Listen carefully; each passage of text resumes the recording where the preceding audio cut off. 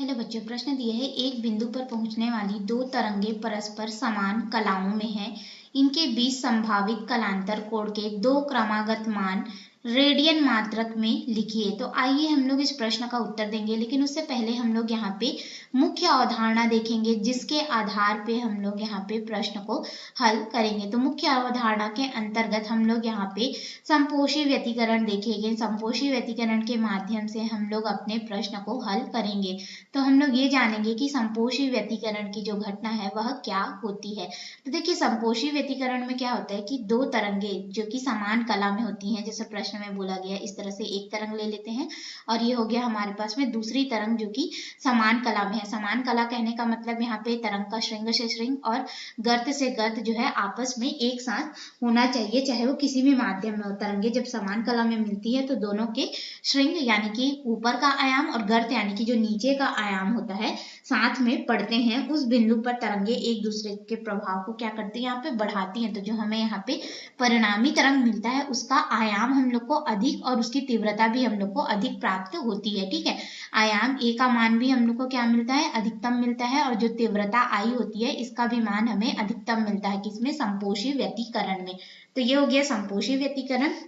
अब हम लोग इसी के आधार पे अपने प्रश्न को हल करेंगे। लेकिन जो समपोषी व्यतिकरण होता है उसमें जो कलांतर होता है फाई, इसका समीकरण हमारे पास यहाँ पे हो जाता है 2 पाई गुणित n के रूप में। इसे समीकरण 1 नाम दे देते हैं और इसी के आधार पे अब हम लोग अपने मुख्य प्रश्न में आते हैं और उसको हल करेंगे। तो हमें यहाँ पे बोला गया है कि एक बिंदु पर पहुंचने वाली दो तरंगे, जैसे कि मुख्य अवधारणा में आया, तो यहाँ पे दो तरंग लिए हम लोग, 1 और 2।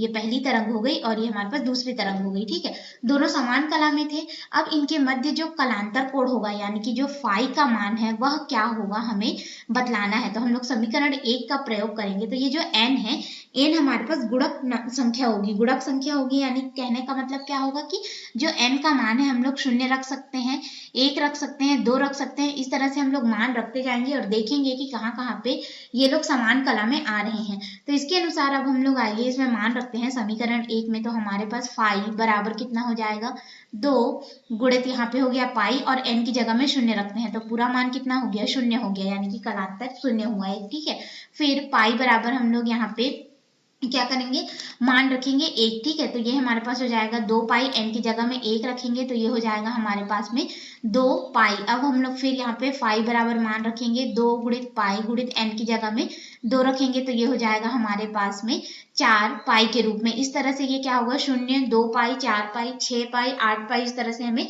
बढ़ते हुए मान मिलेगा। और ये पाई में है तो इसका मात्रक किस में हो गया, रेडियन में हो गया। और हमसे पूछा गया है कि दो कलांतर कोणों के मध्य क्रमागत कलांतर कोणों का मान हमें बताना है। तो या तो हम लोग 0 और 2 पाई ले सकते हैं या फिर 2 पाई और 4 पाई ले सकते हैं। इसमें दोनों ही स्थिति में हमारे पास क्या हो जाएगा, ये लोग समान कला में होंगे, यानी कि समपोषी व्यतिकरण की घटना होगी। तो ये रहा हमारे प्रश्न का उत्तर।